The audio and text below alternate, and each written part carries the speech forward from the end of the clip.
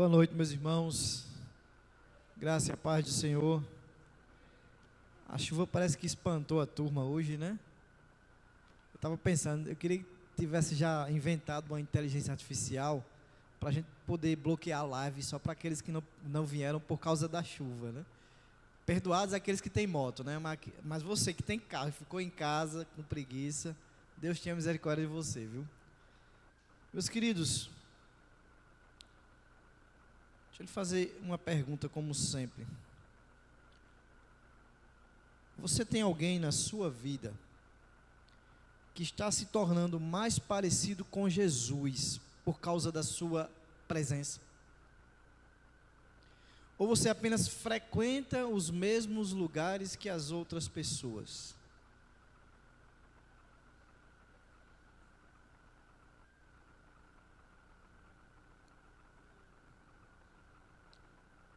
Olhe para essa cena aí que eu capturei. Nós vamos continuar com o pano de fundo do Senhor dos Anéis, tá? Até o fim da série será assim. Quem ainda não leu ou não assistiu, cuide. Nessa sala, nesse conselho, há um objeto pequeno aí na mesa, um anel. Esse anel que a gente já tem falado muito sobre ele aqui, né? Há um peso do mundo inteiro sobre esse anel. Afinal de contas, esse anel tem o poder de destruir o mundo. E ao redor desse anel nós temos alguns personagens. Temos um elfo, temos um anão, temos seres humanos, temos o Gandalf, o mago, e temos um simples hobbit. Cadê Caio? Mandei para o teu pessoal. Obrigado, Marcelo. Caio veio ter dado um grito ali, ei! Tá no teu pessoal, cara. Então, vocês vão ver a imagem aí, que é justamente o conselho onde está sendo escolhido quem vai carregar o anel. Quem vai ter essa responsabilidade de levar o anel até a montanha, o monte da perdição, para que ele seja destruído, porque ele só pode ser destruído lá. E aí, meus queridos, Gandalf, ele não reuniu essa turma, ele não fez um processo seletivo antes para ver a capacidade de cada um, não havia um critério nenhum em relação a isso. Havia uma missão, e essa missão, a princípio, impossível, com pessoas improváveis, mas que precisavam cumpri-la, precisavam fazer juntas. Então, a Sociedade do Anel, ela não foi formada por causa da capacidade de cada um, ela foi formada por causa de um chamado. Um chamado. E o que transformou cada personagem, o que capacitou cada personagem, foi a jornada. Foi o fato deles caminharem juntos. Foi o caminho compartilhado, lado a lado. Foi o custo de não deixar o Frodo ir sozinho. Porque por mais que Frodo, ele se habilite a ir, certamente ele imaginava que ele não iam deixar ele ir sozinho. Tolkien, o escritor do Senhor dos Anéis, ele era um homem de fé, ele era um cristão, por sinal. Era católico, era um homem de fé. E ele sabia aquilo que me parece que as igrejas às vezes esquecem. É que pessoas não são formadas nas salas de aula. As pessoas são formadas no caminho. São formadas lado a lado, no caminhar com alguém que as ama, com alguém que sabe para onde vai. Quando a gente abre o texto, nós vamos abrir em Marcos capítulo 3, nós encontramos uma cena que ressoa, de alguma maneira, uma força surpreendente, que é Jesus também fazendo um chamado. Jesus também trazendo para si uma sociedade, para uma grande missão. Ele chama homens que ele mesmo escolheu, não porque eles eram capacitados, não porque eles eram letrados, não porque eles eram os mais religiosos, os mais preparados, não. E o que ele faz com aqueles homens não é simplesmente chegar e entregar um manual, ou dar um workshop, ou uma oficina, ou um mini curso. É compartilhar a sua vida, é caminhar juntos. Vamos ver o texto de Marcos, capítulo 3, verso 13 ao verso 15. Marcos, capítulo 3, do 13 ao 15.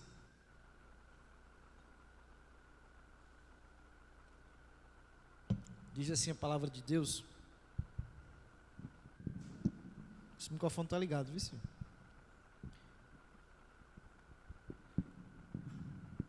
Depois, Jesus subiu ao monte e chamou os que ele quis, e vieram para junto dele. Então, designou 12, aos quais chamou de apóstolos, para estarem com ele e para os enviar a pregar, e a exercer a autoridade de expulsar demônios. Senhor Deus, nós te agradecemos, Pai, por tudo que já foi feito essa noite. A nossa oração é que o Senhor tenha recebido os nossos louvores, a nossa adoração. Temos plena convicção que o Senhor está ouvindo as nossas orações, elas chegaram diante de Ti, ó Pai. Agora nós desejamos que o Senhor fale conosco, fale aos nossos corações, Senhor. Tira toda a distração da nossa mente, mas que o nosso coração esteja cativo à Tua palavra. Me usa como instrumento em Tuas mãos, ó Pai, apesar de quem eu sou. Assim eu te peço, eu te agradeço por tudo, em nome de Jesus. Amém. A mensagem de hoje, meus queridos, ela tem uma sequência, ela faz parte de uma sequência de mensagens que nós iniciamos, que é chamados uma jornada sobre discipulado, transformação e comunhão.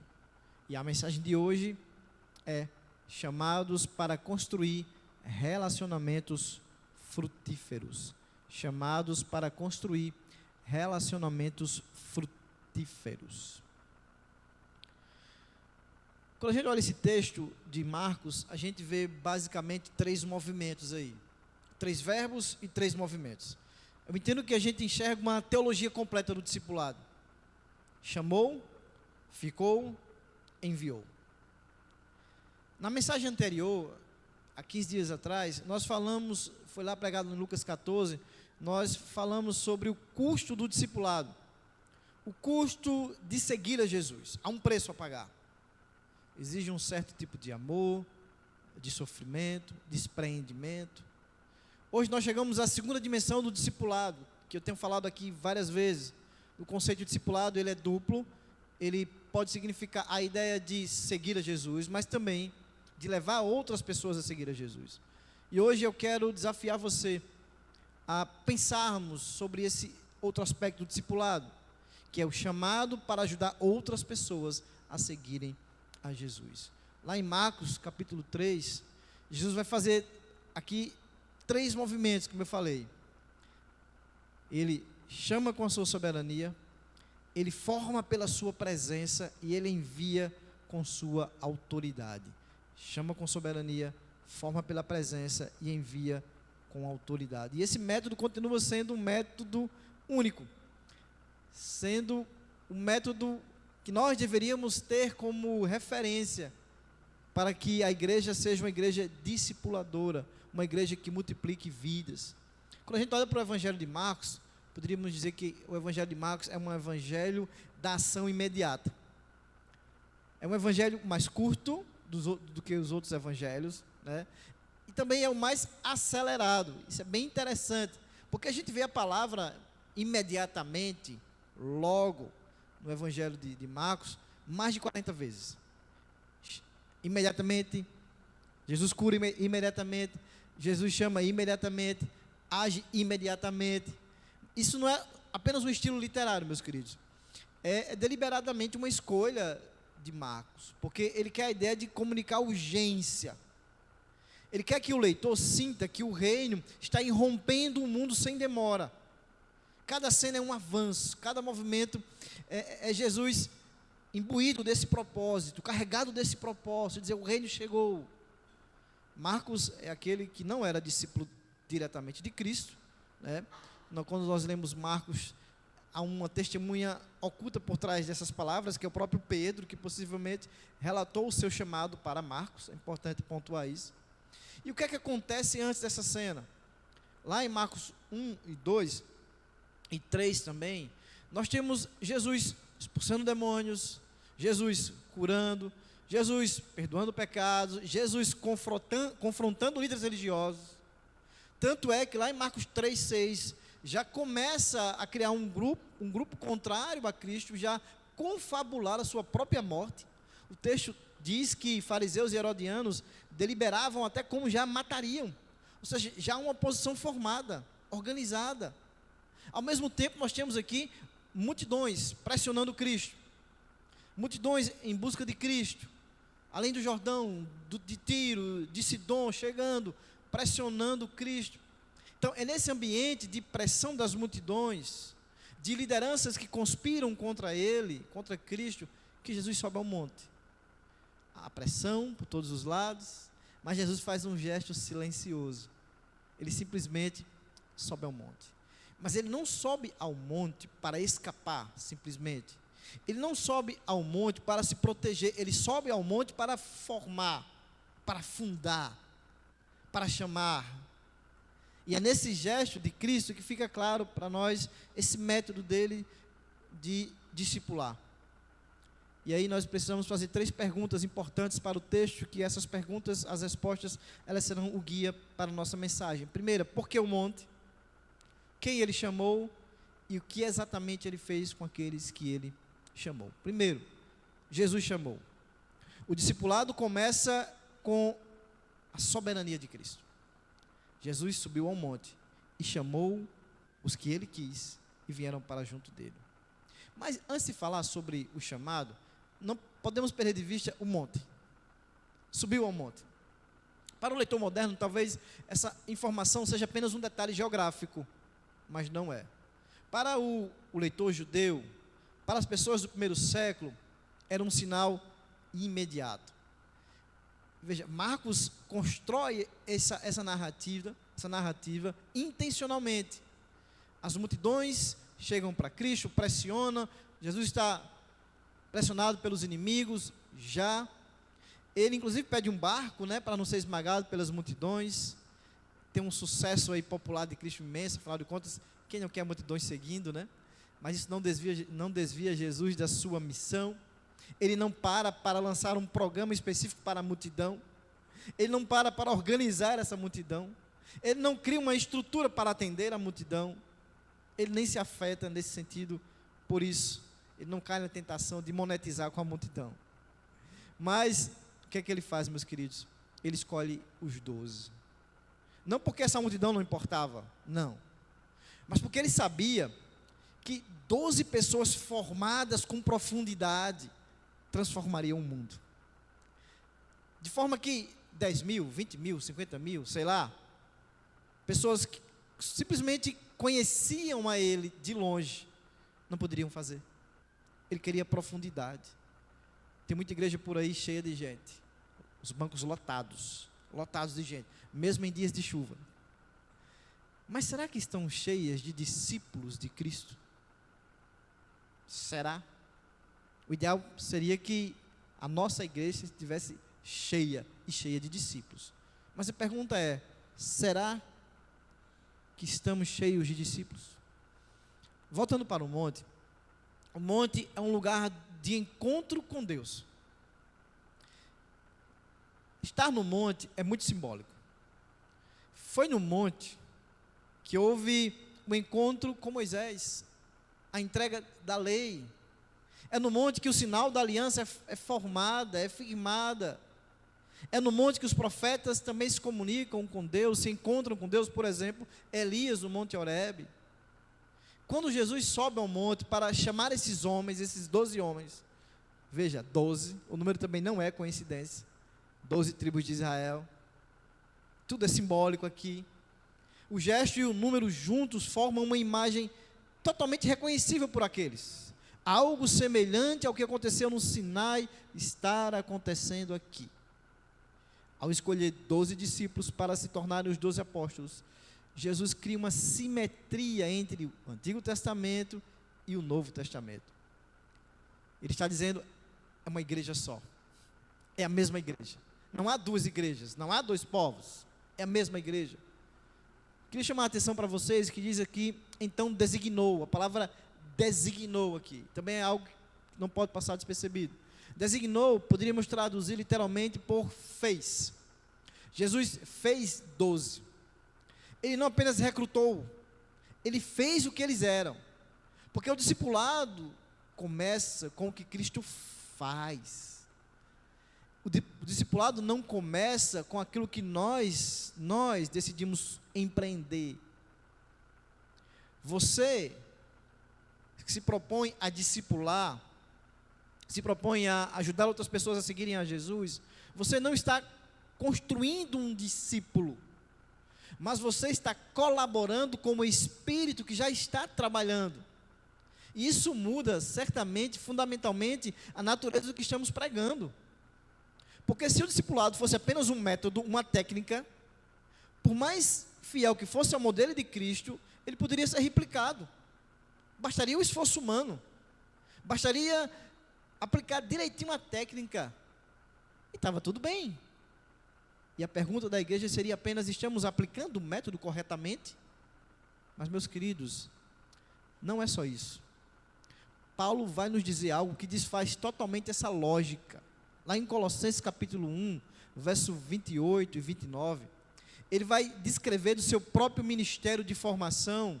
Ele vai dizer o seguinte, ele diz que adverte, que ensina, trabalha, e ele acrescenta: é para esse fim que eu me empenho, esforçando-me o mais possível, segundo o poder de Cristo que opera poderosamente em mim. Paulo se esforçava, Paulo trabalhava, mas a força que operava nele não era dele, não era a força dele, não era a inteligência dele, não era a capacidade dele. Isso é o que distingue o discipulado cristão de qualquer outro programa de desenvolvimento, meus queridos. Não é o método que transforma, embora o método seja importante, inclusive, com a graça de Deus, teremos futuramente um aqui, mas é o Espírito que opera através do método. É o Espírito Santo. Nós somos colaboradores numa obra que Cristo já iniciou, que Cristo é quem sustenta, que Cristo é quem completa. Por isso que Paulo vai dizer lá em Filipenses: aquele que começou a boa obra em você há de completar até o dia de Cristo Jesus. É Ele. Claro que isso não elimina as nossas responsabilidades, mas isso nos liberta do orgulho, nos liberta da pretensão de achar que somos nós, mas também nos liberta da pressão de sermos aquele que transforma, aquele que faz. Quem faz é Deus, quem faz é o Espírito Santo de Deus. Você não pode transformar ninguém. O que você precisa é estar disponível para que o Espírito Santo, por meio de você, haja na vida das pessoas. Quem Jesus chamou naquele monte, meus queridos, não foram os mais letrados, não foram os mais religiosos, os mais preparados, os mais capacitados. Cristo chamou aqueles que Ele quis, quem Ele quis, de forma soberana, de forma graciosa, de forma inegociável. Pedro, que negaria a Ele. Tiago e João, que disputariam posições. Tomé, que duvida. Judas, que o trai. O discipulado de Jesus, meus queridos, não começa com a nossa competência, mas começa com a sua escolha. Começa com a sua escolha. Você não tem poder nenhum de fazer discípulos, mas você pode colaborar com o Espírito que já está trabalhando em você. Calvino, ao falar sobre esse texto, ele diz que Cristo manteve discípulos consigo, porque apóstolos consigo, como discípulos, antes de enviá-los como mensageiros. Por quê? Porque ninguém pode transmitir o que não possui. Ninguém pode transmitir o que não possui. A formação precede o envio. Sempre. Formação precede o envio. E aqui, pensando sobre a sociedade do anel, em certo sentido, Frodo, embora ele tenha se voluntariado lá no conselho, mas se nós olharmos lá para o começo, ele não pediu para carregar o anel. A missão veio até ele, bateu na porta da casa dele, e ele a recebeu, não porque era o mais forte, mas porque ele foi o escolhido para aquilo. Tanto é que Gandalf, né, diz, um hobbit teve que ir. A missão chegou até ele, o chamado chegou até ele. Ele não escolheu, na verdade, ele nem escolheria se dependesse realmente dele escolher. Mas houve um chamado, ele atendeu o chamado. Antes de escolher com quem caminhar intencionalmente, o modelo de Jesus é orar. Momentos antes aqui, Jesus ora. Ele passa a noite inteira orando. Então o discipulado começa com o discernimento, não com disponibilidade de agenda. Examine a sua vida, meu querido, agora. Você realmente está com Jesus? Você se sente chamado por Ele? Você atendeu o chamado dEle? Você está com Ele pelo arrependimento do seu coração? Ou você apenas é um consumidor? Você apenas consome? Você apenas está na plateia? Ninguém transmite o que não possui. Ninguém. A qualidade do seu discipulado, a qualidade de ajudar outras pessoas a seguir a Jesus, vai passar pela qualidade de como você segue a Jesus. Não damos o que não temos. Jesus chama para ficar. Jesus chamou aqueles homens para conviver com eles. O chamado soberano de Cristo é o início, mas ele não é o fim. Ele chama. E o interessante, o que vem depois do chamado, é o que vai realmente tornar esse discipulado real. Olha o que é que Marcos nos diz aqui que Jesus fez depois de chamar. Segundo, Jesus ficou. Jesus ficou. Porque o discipulado acontece em relacionamentos intencionais. Marcos vai dizer que ele chamou para estarem com ele. A expressão aqui é para que estivessem com ele. Marcos coloca isso antes de qualquer outra coisa. Antes de expulsar demônios, antes de serem enviados, eles ficaram com ele. O interessante é que Jesus não abriu uma sala de aula. Jesus não criou um curso de discipulado. Jesus não abriu um workshop ou uma oficina de discipulado. Jesus abriu a sua vida. Os discípulos aprenderam sobre fé, não no workshop sobre fé, mas aprenderam sobre fé com Jesus dormindo no barco, acalmando a tempestade. Aprenderam sobre compaixão, não sobre um sermão sobre compaixão, mas aprenderam sobre compaixão quando viram ele tocar nos leprosos, quando todos corriam para longe. Eles aprenderam sobre oração, não lendo um livro que Jesus escreveu sobre oração, mas vendo Jesus orar de madrugada ao Pai. A sala de aula de Jesus, meus queridos, era a estrada, era o barco, era a mesa, era um túmulo, o túmulo de um amigo. Meus queridos, a maioria de nós vive uma vida cristã paralela, não profunda, não entrelaçada na vida dos outros.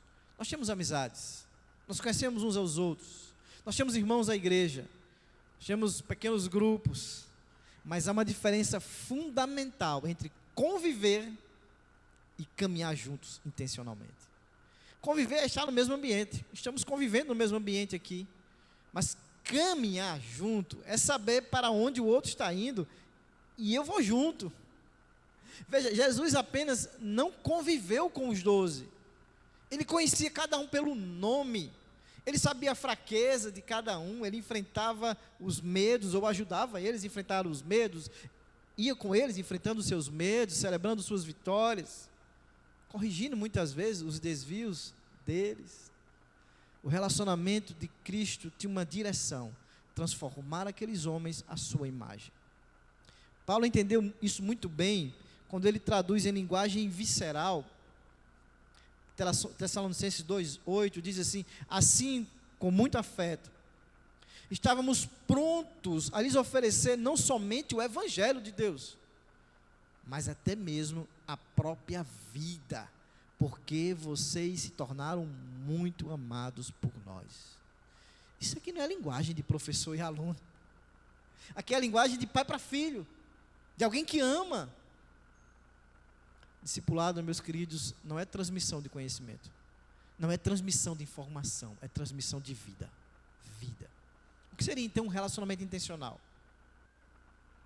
Um relacionamento intencional tem 3 marcas, que aí o texto nos sugere, tá? Não é da minha cabeça. Primeiro, ter uma direção clara. Por quê? Jesus sabia o que ele queria para aqueles discípulos. Não era sucesso, não era estabilidade financeira, mas era conformidade a ele. Lucas 6,40 vai dizer: todo aquele que for bem instruído será como seu mestre. Quando você caminha intencionalmente com alguém, você sabe para onde quer que aquela pessoa vá. E a intenção nossa, daquele que discipula, é levar aquela pessoa para mais perto de Cristo. Discipulado intencional, o relacionamento intencional, sabe para onde vai. Segundo, tem uma abertura real. Jesus não apenas ensinava, ele deixava que os seus discípulos vissem como ele vivia, como ele se comportava, como ele orava, como ele tratava os marginalizados, como ele respondia às pressões, como ele respondia ao cansaço. Porque o discipulado acontece quando há transparência, não apenas transmissão. Paulo vai dizer lá no capítulo 4, 9 de Filipenses: o que aprenderam, receberam e ouviram de mim, o que viram em mim, isso ponham em prática. Eu posso até controlar o que vocês ouvem de mim, mas o discipulado real exige que eu abra a minha vida para que vocês me enxerguem como eu sou de verdade. Isso é discipulado real. Terceiro, ele tem um custo. Assim como seguir a Cristo tem um custo, ajudar outros a seguirem a Cristo também tem um custo. Nós falamos sobre isso no sermão anterior. Agora precisamos falar do custo de levar alguém a seguir a Jesus. Relacionamentos intencionais, meus queridos, custam tempo, custam energia, custam vulnerabilidades. Porque à medida que eu me relaciono como discípulo, com alguém que eu estou ajudando a caminhar, essa pessoa vai ver minhas fraquezas, vai ver como realmente eu sou. Exige paciência. Sam, um amigo de Frodo, que tanto fala aqui, que para mim é um dos personagens preferidos do Senhor dos Anéis, ele chegou ao monte da perdição, à montanha da perdição, não por força. Ele chegou porque ele decidiu que ele estaria com Frodo até o fim. Ele decidiu que Frodo não iria sozinho, mesmo sem ele entender completamente como seria essa missão, os riscos que correria. O próprio Frodo fala isso quando ele disse que iria levar o anel: eu levo, mas eu não sei o caminho. Ele não sabe os riscos, né? Mesmo sem ele ter a força necessária, mesmo com medo, Sam foi. Ele não foi porque ele era capaz, ele foi porque ele amava. Ele queria caminhar juntos. O custo de caminhar ao lado de alguém em formação é real, claro. Mas é justamente esse custo que torna o discipulado genuíno, caminhado. Jesus adaptava, trazendo isso para a prática de Jesus, ele adaptava o seu ensino às circunstâncias que ele estava vivendo ali, né? A fogueira seca, ele aproveitava para trazer uma lição. Ele pega uma toalha, uma bacia e vai ensinar sobre humildade. Era um discipulado orgânico, era no dia a dia, era na caminhada. Ele sabia o que ele queria formar, e ele ia adaptando os seus ensinamentos à medida que caminhava, e ele via nas coisas ordinárias da vida uma possibilidade real de trazer ensinos. Relacionamentos intencionais acontecem em contextos concretos, meus queridos. Na sua família, por exemplo, como pai, você é o primeiro a ter a responsabilidade diante de Deus de discipular a sua família, discipular os seus filhos. A pergunta não é se você está transmitindo algo aos seus filhos, porque nós sempre estamos transmitindo algo aos nossos filhos, querendo ou não. A pergunta é: que Cristo está sendo transmitido pela sua vida na sua casa? Não apenas por aquilo que você fala, mas por aquilo que você faz. A igreja que apenas oferece programas sem cultivar relacionamentos intencionais entre seus membros, está produzindo simplesmente consumidores espirituais. Consumidores, não discipuladores.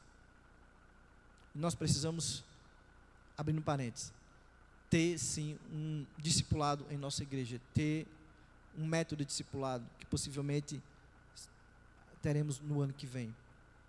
A pergunta que nós, como líderes, nós que temos a responsabilidade maior sobre nós é: as nossas estruturas, aqui, a nossa igreja, elas favorecem o caminhar junto ou apenas o sentar junto?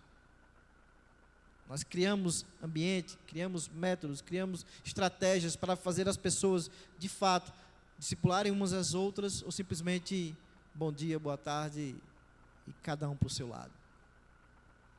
Deixa eu fazer 3 perguntas a vocês. Quem na sua vida sabe que você está deliberadamente ao lado dela para ajudá-la a seguir a Jesus? Quem na sua vida sabe que você está deliberadamente ao lado dela para ajudá-la a seguir a Jesus? Não é uma pessoa que você encontra no culto. É alguém que de fato você tem um relacionamento direcional. Alguém que você sabe, e ela sabe, que você está ajudando ela a crescer no conhecimento de Cristo, a se tornar mais parecida com Cristo. Segunda pergunta: quem tem acesso à sua vida real? Não apenas ao seu discurso.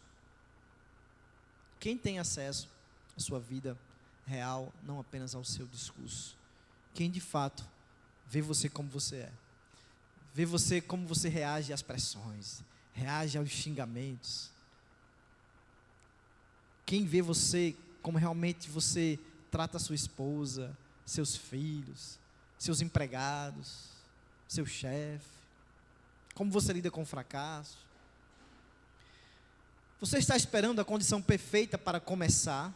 Ou está disposto a começar agora com alguém de forma simples e real?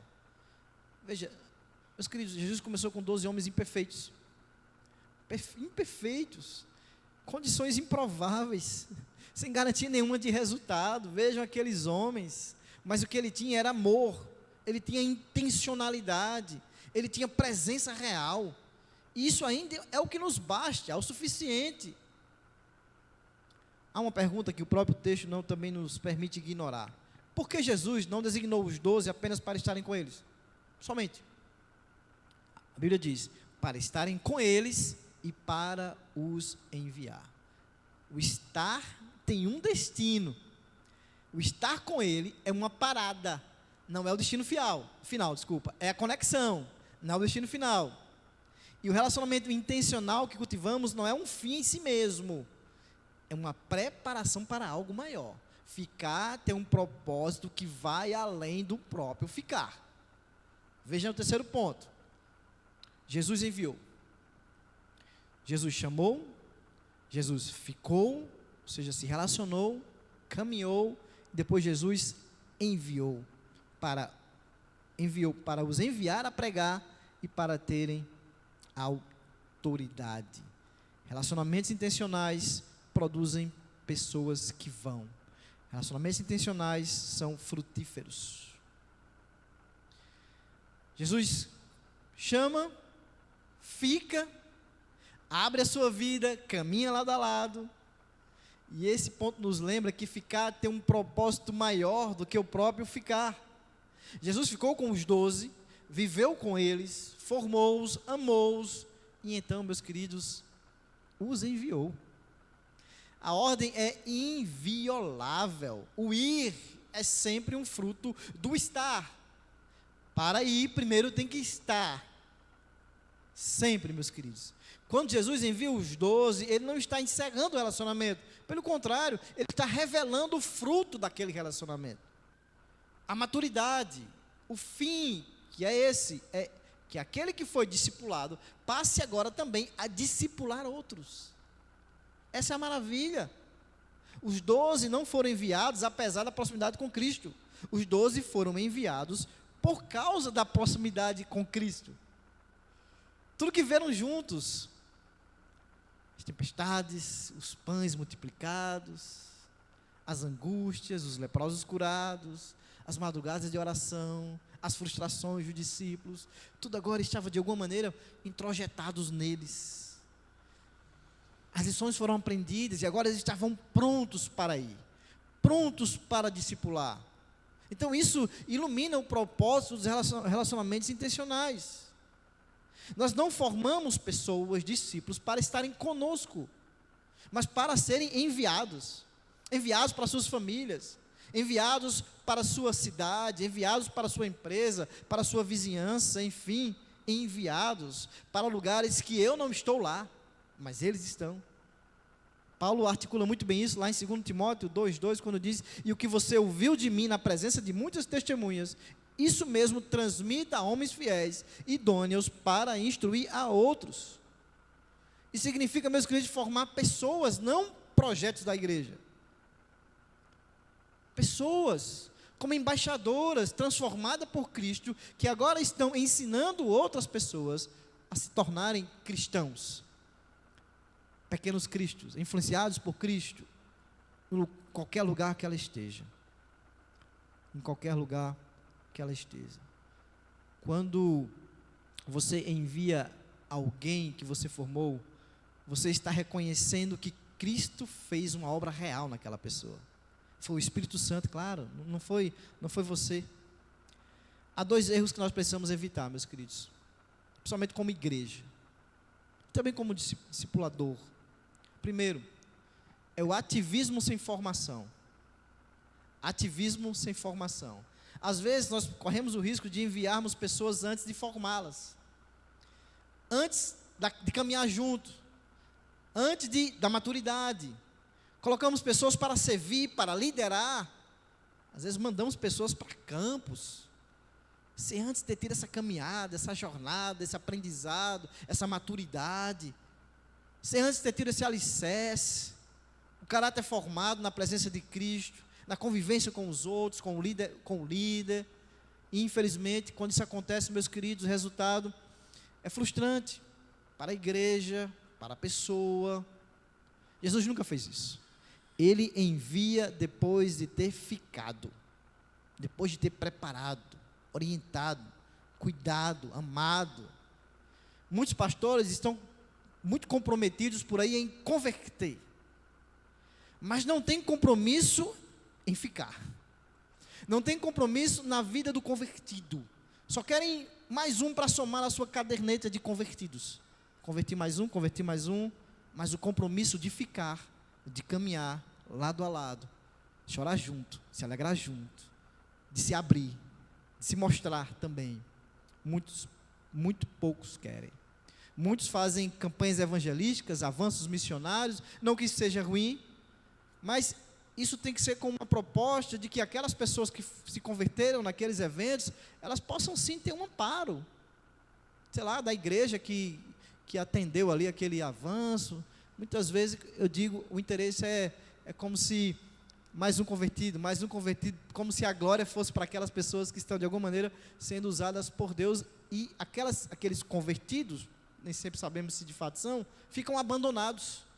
Se alguém para mentorar, se alguém para discipular, está errado. Esse erro, infelizmente, muitas igrejas cometem, o ativismo sem formação. Não precisa preparação não. Segundo erro que devemos evitar é a formação sem envio. E aí é o contrário. É aquele grupo que estuda anos, estuda, se torna um clube fechado de muito conhecimento. É um discipulado que vira projeto de autoaperfeiçoamento espiritual, mas não tem a dimensão missionária. Não alcança, não sai, não vai. Isso também é um erro. O relacionamento intencional aí perdeu a sua direção. Cadê o enviado? A pergunta que esse ponto nos deixa é: quem você está formando hoje para enviar amanhã? Quem você está formando hoje para enviar amanhã? Ministério de música, por favor. 3 verbos aqui. 3 verbos que eu chamei a atenção lá no início.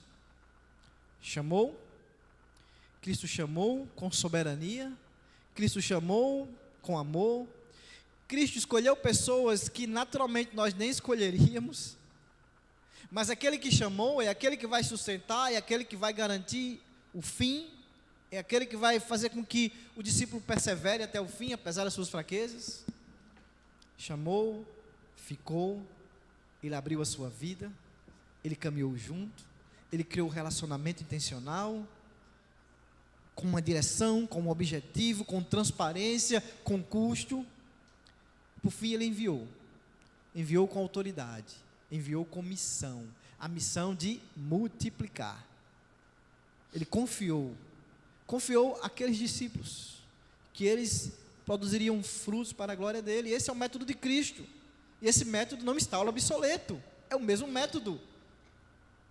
No sermão anterior, meus queridos, nós fomos confrontados com o custo de seguir a Jesus.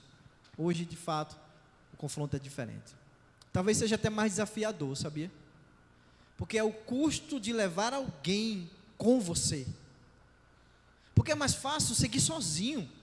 É mais fácil não ter que abrir a nossa vida. É mais fácil esconder algumas coisas das pessoas para que elas tenham aquela imagem minha ali guardada, né? É mais fácil frequentar os cultos do que nós criarmos relacionamentos intencionais com direção. É mais fácil ficar em casa, vendo o culto de longe, achando que está cultuando, quando não está, sendo apenas um mero espectador. E às vezes você pode ser esse mero espectador na sua casa e aqui também. É mais fácil, como falamos no sermão passado, ficar na multidão. É mais fácil. Mas Jesus não seguiu sozinho. Jesus ficou. Jesus enviou.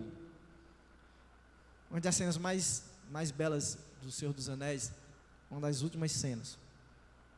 Sam, o amigo de Frodo,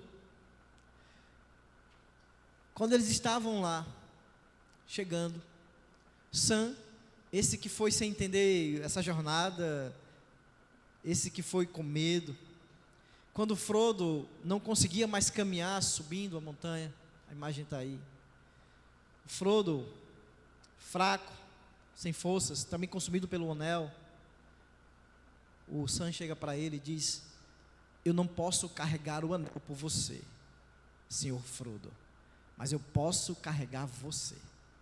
E é isso que ele faz. Isso é o discipulado. Não é não carregar o peso do outro no lugar dele, mas é garantir que o outro chegue. É caminhar ao lado, é estar presente, é amar com custo. E Cristo, meus queridos, fez isso por nós. Cristo fez isso de forma perfeita, definitiva. E agora Ele nos chama, não por obrigação, mas como fruto, pelo que Ele já fez por nós, a fazer o mesmo pelos outros. E aqui eu preciso dar uma pausa importante. Porque talvez você esteja aqui, talvez você esteja me assistindo, e ainda você não seja discípulo de Cristo. Inclusive, talvez você tenha crescido dentro da igreja, conheça as histórias da Bíblia, saiba as respostas certas, mas nunca tenha pessoalmente respondido o chamado que Cristo lhe faz. Quero que você, meu querido, ou minha querida, ouça o que o texto nos diz essa noite. Jesus chamou os que Ele mesmo quis. Não os mais preparados, não os mais religiosos, não os que tinham uma vida resolvida. Que às vezes eu escuto muito isso: pastor, é porque eu estou tão... Essa semana eu encontrei uma pessoa, pastor, é porque estou com os problemas. Eu digo, é como se você dissesse que vai para o hospital, depois fica boa. Pastor, eu estou com tanta dor de cabeça, eu estou com febre, eu estou com pressão alta, mas eu vou no hospital só quando ficar melhor. É você que Jesus está chamando. É você que é doente. Ele diz: o médico não vem para os sãos. São pessoas comuns, fracas, contraditórias. É você que Ele está chamando. Você, meu querido. O mesmo Cristo que subiu no monte naquele dia, continua chamando. E Ele não está apenas ensinando um método de formação espiritual. Ele está se oferecendo a sua presença, oferecendo a sua vida, oferecendo o seu amor a qualquer pessoa que responda ao seu chamado. Mas há algo que precisa ser dito com clareza. O discipulado que pregamos essa noite só é possível porque Cristo fez por nós o que nunca poderíamos fazer por nós mesmos. Quando Sam disse para Frodo: posso carregar você? Ele estava carregando Frodo alguns passos na montanha da perdição. O que Cristo fez foi infinitamente mais. Ele carregou o peso inteiro da nossa culpa. Ele carregou o peso inteiro da nossa separação de Deus. Ele recebeu a ira, o julgamento que nós merecíamos. Na cruz, Cristo disse, muito mais do que posso carregar você.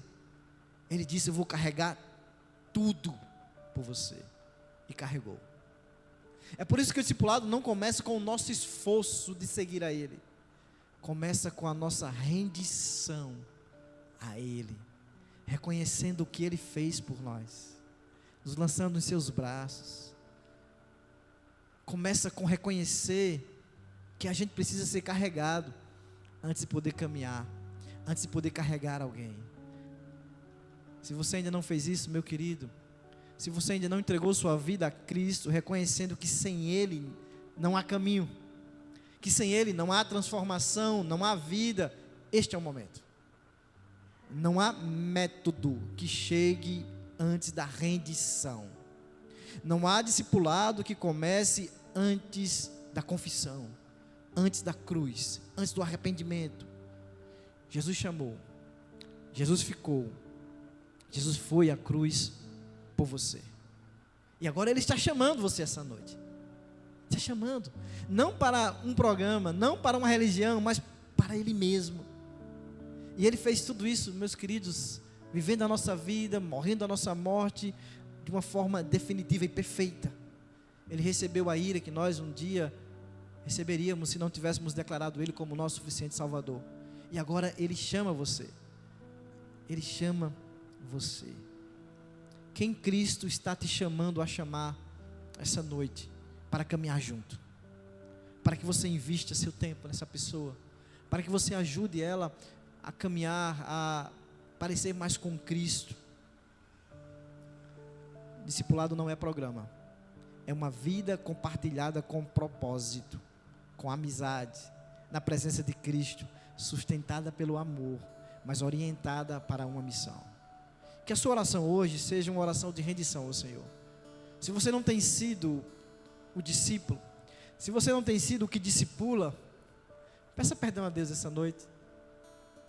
Recomece, zere tudo. Diga, Senhor, eis-me aqui, perdoa. Eis-me aqui, envia-me a mim. Eu quero ser o teu discípulo real. Eu quero não apenas ser discípulo, eu quero também discipular. Eu quero mentorar, eu quero caminhar com outras pessoas. Eu quero levar outras pessoas a te conhecer mais. Eis-me aqui. E se você ainda não conhece Jesus Cristo, se você está aqui entre nós, se você está me assistindo, se você ainda não confessou Jesus como seu suficiente Salvador, que você possa se render a Ele essa noite, render ao senhorio dEle, porque somente Ele é o caminho, a verdade e a vida, e somente Ele pode nos conectar novamente com Deus. Vamos cantar essa canção? Vamos dizer para o Senhor, nós estamos rendidos a Ele. Se você ainda não se rendeu, renda-se essa noite ao Senhor. Toma-me, rendido estou aos pés da cruz, me encontrei, o que tenho te Vamos ficar de pé, meus irmãos. Vamos ficar de pé.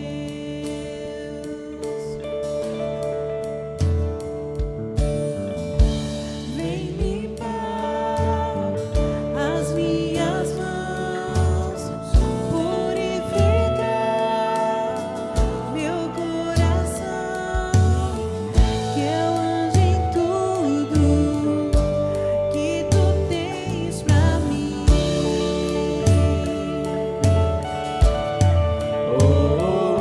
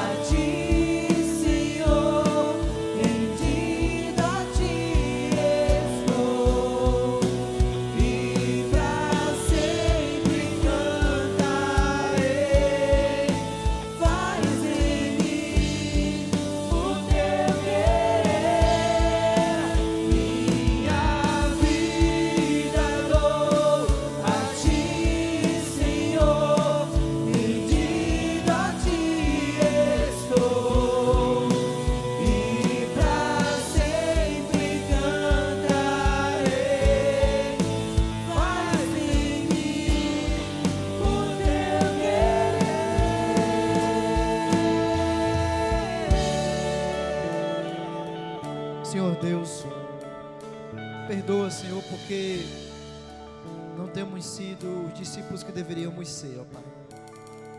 Perdoa porque muito menos temos investido nosso tempo em pessoas para levá-las a te conhecer mais, ó Pai, a caminhar junto.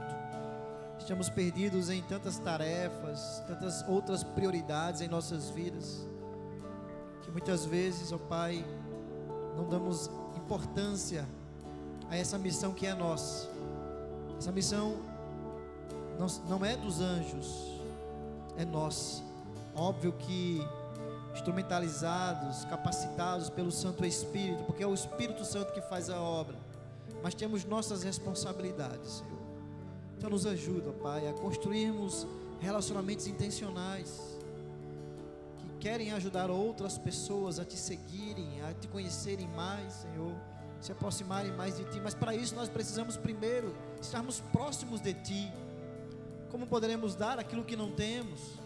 Como poderemos ensinar aquilo que não sabemos?